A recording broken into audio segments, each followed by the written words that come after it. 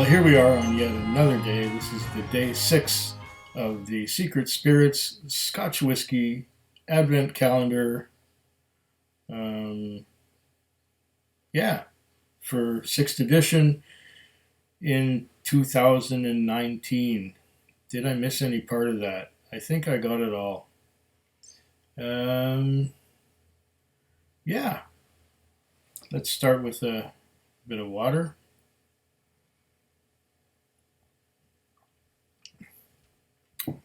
Cleanse the palate of the baked beans and sauerkraut that I had. Not to mention the hot dogs. I'm a stinker, aren't I? All right, we got here another sample from our Secret Spirits 6th edition Scotch Whisky Advent Calendar. Gonna open the cap and we're gonna pour it into a nice Glencairn here.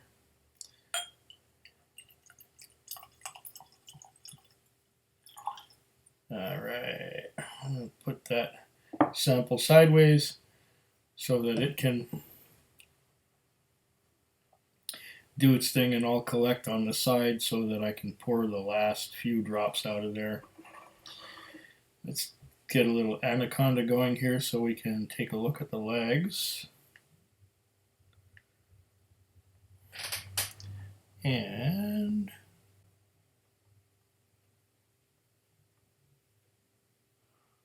oh, big drops. Big drops, and they're moving down. Oh, somewhere in the 46% ABV range. I'm getting good at estimating these things now, I think. I can be off by about, there's an error bar of about 2 ABV on either end, maybe 3. So if it's really a 46, I might say 43, or if it's really a 46, I might say 49. Ah.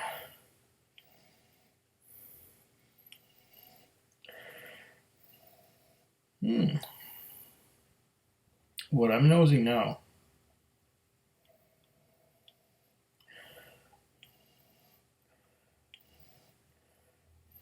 is something quite malty. The color of it suggests to me ex-bourbon.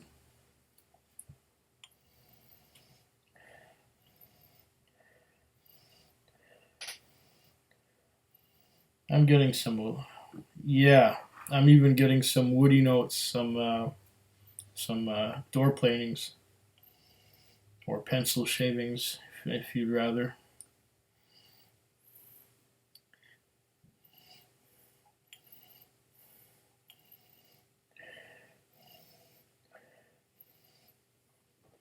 This is classic bourbon matured. It's malty. There's some caramel, some toffee, butterscotch, that kind of thing. Vanilla. And it's malty. That was easy.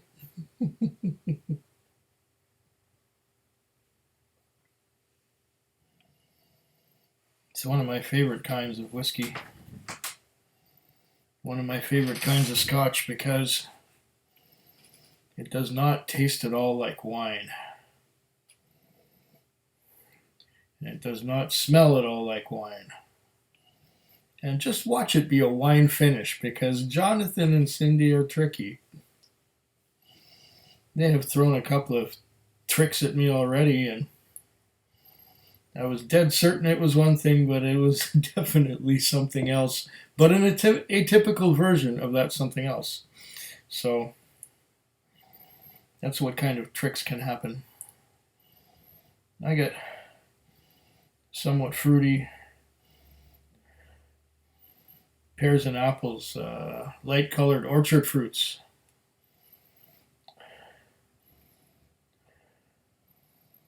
Then there's barley sugar.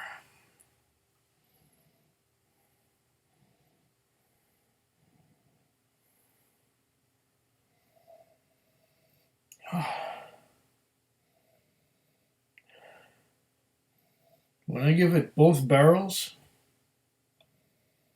I'm getting a bit of a cinnamon note. Something spicy.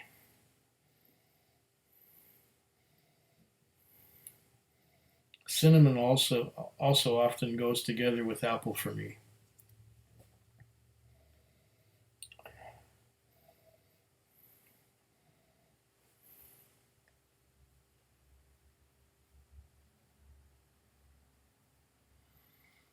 Ay, ay, ay, ay.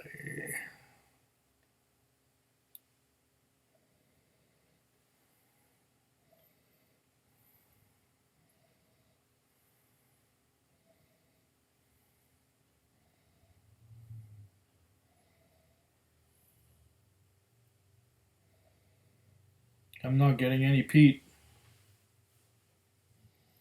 Just those orchard fruits, some sweetness,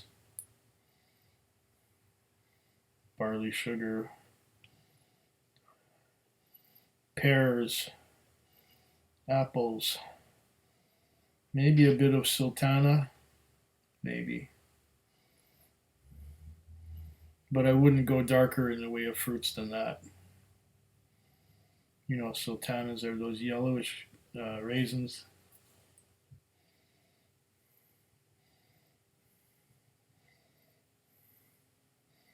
And I like those.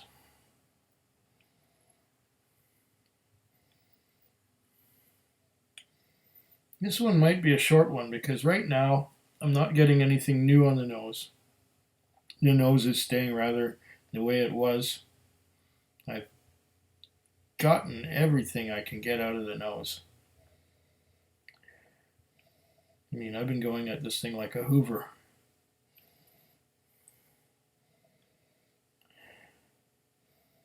It's nice on the nose, but not too complex. Let's taste it.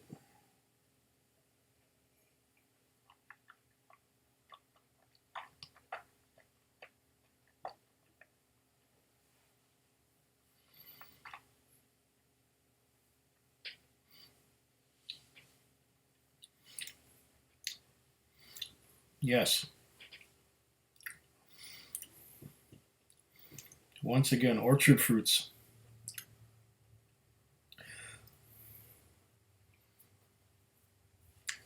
Very spicy. Spicy on the finish. What I got was a great big blast of cinnamon and cloves at first on the palate. Now that's fading to not quite a blast, but you know, more attenuated cinnamon and cloves. Um, the other flavor, pears and apples mostly. It's still spicy on the tongue. It's hugging a little bit going down the throat. I think that's more a function of the spiciness than the ABV, which I have ascertained to be around 46%. I could be wrong. Now on the nose again.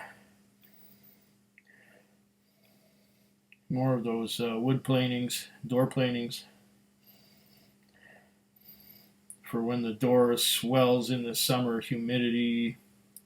I remember my dad used to plane the doors so they wouldn't stick to the frame when they would swell from the high humidity of Montreal summers.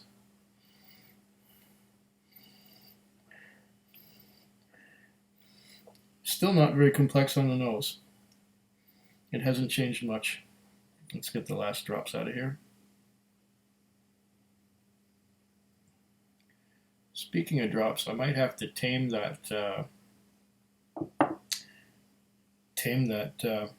clove and cinnamon blast that I got the first sip. But second sip sometimes is not as not as much of a shock as the first one, as the mouth is a little more used to it, or should I say, the palate is more used to it.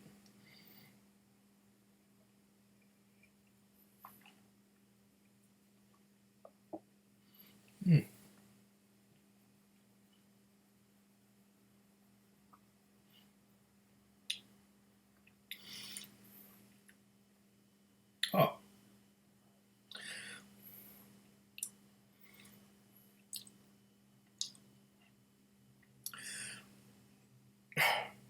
Not only does it smell a little bit like pencil shavings and a lot of wood, I'm getting on the palate now a lot of wood. What seemed to be cinnamon and cloves now still seems to be spiciness, but this is the spiciness that I would get out of a virgin oak. So, was this finished in virgin oak or was it matured in virgin oak? And I would be willing to guess that it's quite a young whiskey. Uh, could be an on-age statement.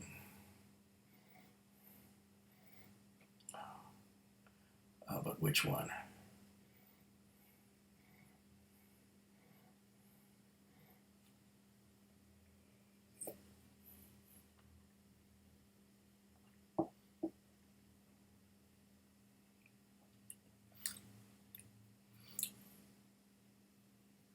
I think the trick is coming from the virgin oak that was used in this. I'm pretty sure that this is virgin oak. Um, hmm.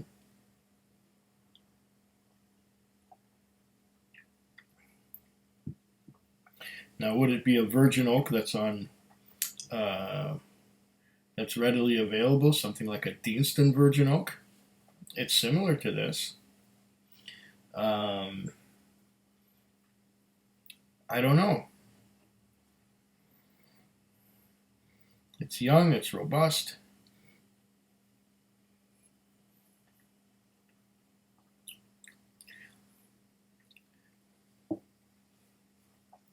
Definitely, my fingers are pointing to virgin oak. Let's see what this is and see how wrong I am. It says Weems malts, dream to dram. Okay, it's a single malt Scotch whiskey from the Kingsbarns Distillery. Haha! Something I had never tried before. Cask type bourbon and Portuguese something. Bourbon and Portuguese wine. Did I say want to bet that there's a wine finish on this? So that could be first fill bourbon and Portuguese wine. That's where I was getting the orchard kind of fruits from, but I don't. And it's a lowland, obviously, Kingsbarns. It's a very spicy one though, so it's interesting. And the percentage is bang on 46, like I said it was. Okay, I'm good at that part. So Weems malts. I wonder where exactly that spice is coming from. From the Portuguese wine, or from?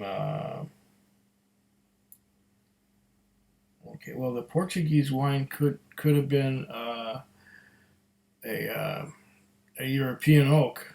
So Quercus robur could be, and the bourbon obviously is a Quercus alba, obviously. So it's an interesting cask mixture that they put together here. And does it have an age? No, it doesn't have an age. It doesn't have an age statement. I don't believe that uh, that Kingsbarns has been producing whiskey for that long, or long enough for it to be a whiskey of any age. So I guess the youth of it quite as well. And they did some interesting things with the cask management here, um, using casks that would give it the most flavor at a young age. Very active casks. Interesting. Very interesting.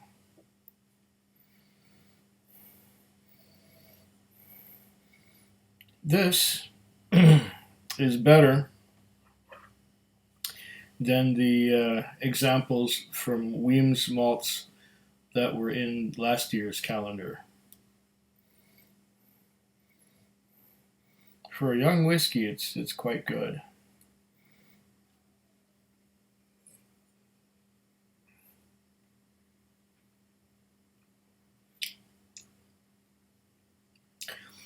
Yeah, there's a lot of wood influence here.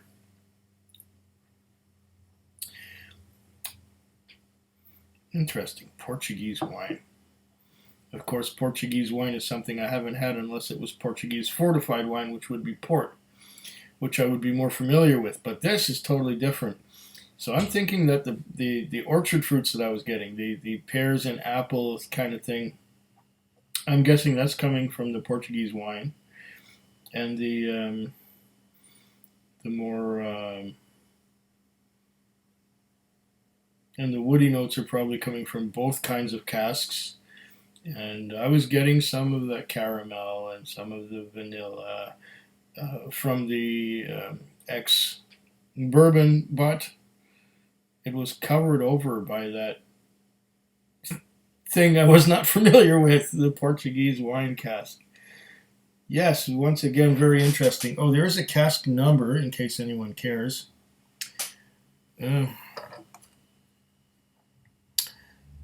KBL 1003 over 1. Or, yeah, over 1. Region Lowland, obviously. It being Kingsbarns. This is the first Kingsbarns distillate I've ever had. So it's interesting. Very interesting. I might even become a fan of this someday. Well, I'm going to keep this one under 20 minutes, so sláinte. Food Quig. Food Quig. Food quick. Food Quig. Food quick. Yeah.